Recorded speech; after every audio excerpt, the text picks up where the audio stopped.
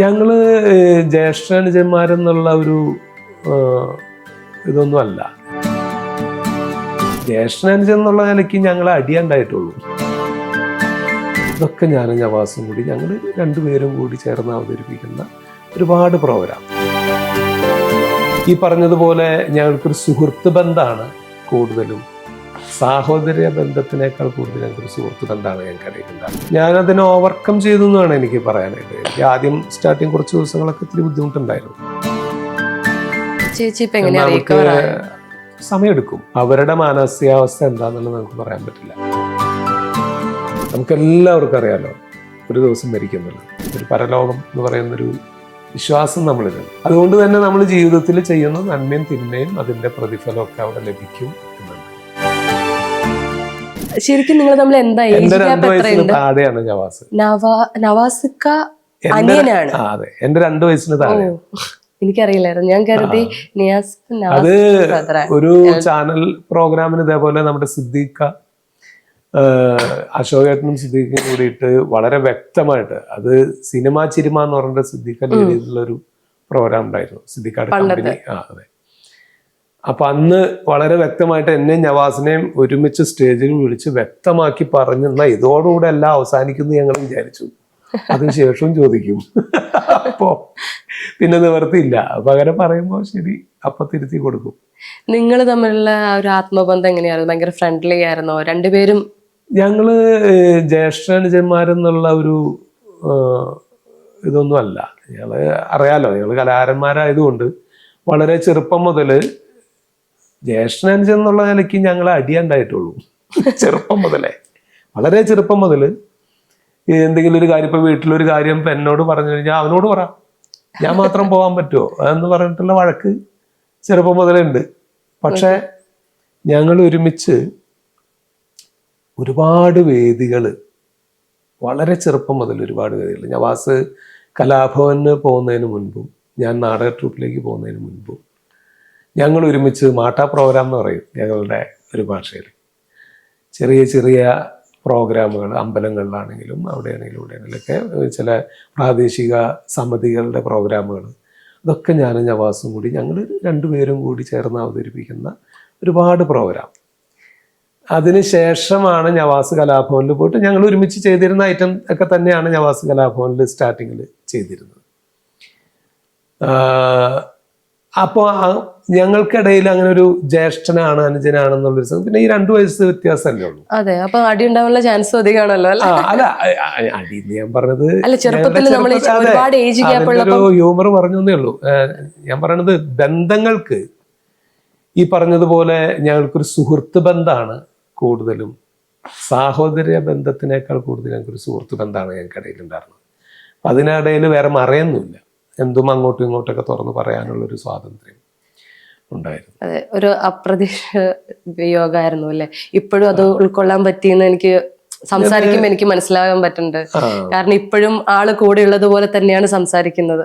അതെ, നമുക്ക് നഷ്ടങ്ങളിൽ എപ്പോഴും ഒരു വേദന ഉണ്ടാവില്ല. പക്ഷെ ഞാനതിനെ ഓവർകം ചെയ്തു എന്നാണ് എനിക്ക് പറയാനായിട്ട്. എനിക്ക് ആദ്യം സ്റ്റാർട്ടിങ് കുറച്ച് ദിവസങ്ങളൊക്കെ ഇത്തിരി ബുദ്ധിമുട്ടുണ്ടായിരുന്നു. പക്ഷെ ഞാൻ വളരെ പെട്ടെന്ന് ഓവർകം ചെയ്തു. എന്താ അതിന് കാരണം വെച്ചാൽ എൻ്റെ പ്രൊഫഷൻ ഇതാണ്. ഞാൻ മറുമായത്തിന് ആദ്യം പോകാൻ പറ്റിയില്ല, വരുന്നില്ലെന്ന് പറഞ്ഞു. പിന്നെ എല്ലാവരും കൂടി മറുമായത്തിൽ എല്ലാവരും കൂടി അവിടെ ഇരുന്നിട്ട് എന്തായാലും ഇവിടെ വന്നിരുന്നൊന്നും ചെയ്യണ്ട, കുറച്ച് കഴിയുമ്പോൾ ഓക്കെ ആവും, ഇവിടെ വന്നിരിക്കുന്നതൊക്കെ കാണുമ്പോൾ ചർച്ചയിലൊക്കെ പങ്കെടുക്കുമ്പോൾ ശരിയാവുമെന്ന് പറഞ്ഞ പോലെ തന്നെ ഞാൻ അതിന് ശേഷമാണെന്ന് എനിക്ക്, കാരണം അവിടെ ചെന്ന് പലവരുടെയും ഈ പറഞ്ഞ പോലെ നമ്മുടെ സുഹൃത്തുക്കളുടെ ഉപദേശങ്ങളും കാര്യങ്ങളും, അതല്ലാതെ തന്നെ ഞാൻ ഇതിനെ മനസ്സിലാക്കിയിട്ടുണ്ട്. മരണം എന്ന് പറയുന്ന ഒരു സംഗതി ഞാൻ കൃത്യമായിട്ട് മനസ്സിലാക്കിയിട്ടുണ്ട്.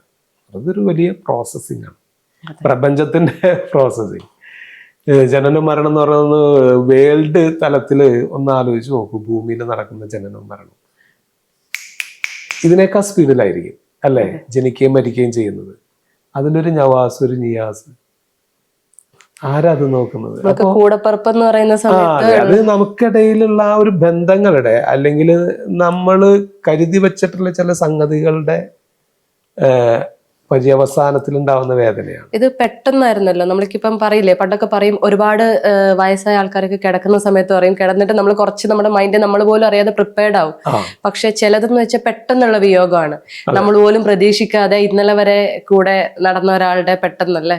എസ്പെഷ്യലി നമ്മുടെ രഹന ചേച്ചിനെയൊക്കെ സംബന്ധിച്ചിടത്തോളം അവരുടെ ഒരു ബന്ധം എന്ന് പറയുന്ന ഒരുപാട് ഇന്റർവ്യൂസിലാണെങ്കിലും അല്ലാതെ അങ്ങനെ അവരും ആ തലത്തിൽ മനസ്സിലാക്കി വരണം എന്നുള്ളതാണ്. ചേച്ചി ഇപ്പൊ എങ്ങനെയാ സമയമെടുക്കും. നമ്മൾ എങ്ങനെ പറഞ്ഞാലും അവരുടെ മാനസികാവസ്ഥ എന്താന്നുള്ളത് നമുക്ക് പറയാൻ പറ്റില്ല.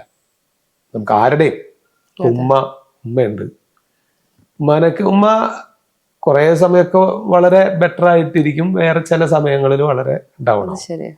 അത് എത്ര വന്നാലും ചില ഓർമ്മകൾ വരുമ്പോൾ നമ്മളത് വേട്ടയാടിക്കൊണ്ടിരിക്കും. വളരെ സമയമെടുക്കും. ചില സമയത്ത് ഒരു ക്യാമറയുടെ മുന്നിൽ മാത്രം കാണുമ്പോഴായിരിക്കും ഒരു അല്പം നേരം ഇരിക്കുന്നത് അല്ലേ.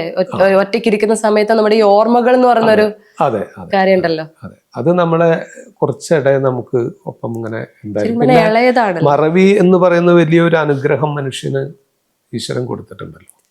ആ മറവി അവരിലൊക്കെ ആ കാര്യത്തിൽ ബാധിക്കട്ടെ എന്നാണ്. മറവി അനുഗ്രഹം ഇങ്ങനെയൊക്കെയുള്ള സമയത്താണല്ലേ.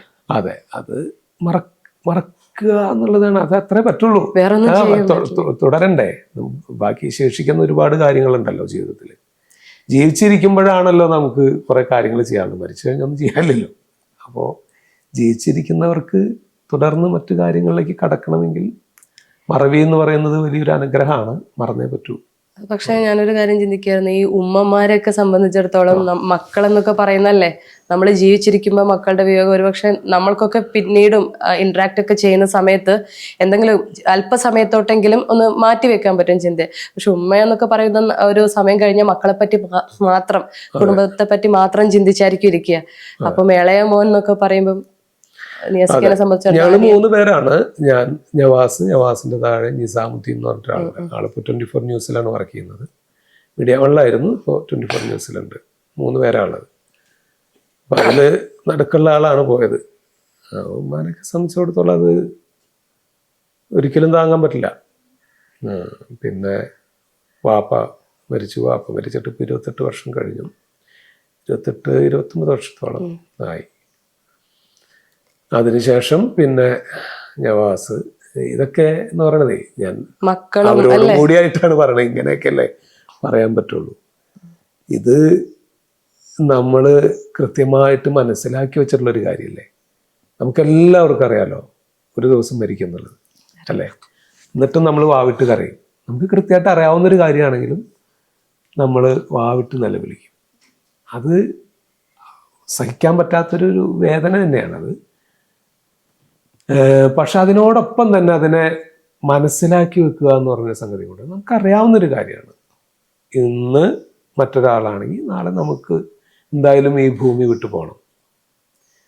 ഇത് വളരെ ചുരുങ്ങിയ ഒരു സമയം മാത്രം ഒരു വിരുന്നുകാരായിട്ട് നിൽക്കാനുള്ളൊരിടമാണെന്നും നമ്മൾ മറ്റൊരു ലോകമുണ്ടെന്ന് വിശ്വസിക്കുന്നുണ്ട്. ഒരു പരലോകം എന്ന് പറയുന്നൊരു വിശ്വാസം നമ്മളിലുണ്ട്. അതിനെ എതിർക്കുന്നവരും അനുകൂലിക്കുന്നവരും ഉണ്ട്. പക്ഷെ ഞാൻ പേഴ്സണലി എൻ്റെ ഒരു കാര്യം പറഞ്ഞതാണ്, നമ്മളതിൽ വിശ്വസിക്കുന്നുണ്ട്. അതുകൊണ്ട് തന്നെ നമ്മൾ ജീവിതത്തിൽ ചെയ്യുന്ന നന്മയും തിന്മയും അതിൻ്റെ പ്രതിഫലമൊക്കെ അവിടെ ലഭിക്കും എന്നുണ്ട്. ഈ ഒരു ചിന്തയൊക്കെയാണ് ഒരു പക്ഷെ നമ്മളിവിടെ ഏറെക്കുറെ വലിയ ബുദ്ധിമുട്ട് സഹജീവികളുമായിട്ട് ഉണ്ടാക്കാതെ ജീവിക്കാൻ പ്രേരിപ്പിക്കുന്നത്. നമുക്കങ്ങനെ ഒരു പ്രതീക്ഷ മറ്റൊരു ലോകത്തേക്ക് ചെല്ലുമ്പോൾ നമ്മൾ തിന്മ ചെയ്താൽ അതിന്റെ നല്ല കർമ്മം ചെയ്താൽ അതിന് നല്ല പ്രതിഫലം ഉണ്ടാവും എന്നും വിശ്വസിക്കുന്നത് കൊണ്ടാണ് നമ്മളൊക്കെ സഹജീവികളുമായിട്ട് നല്ല രീതിയിൽ സഹവർത്തിച്ച് പോകുന്നത്.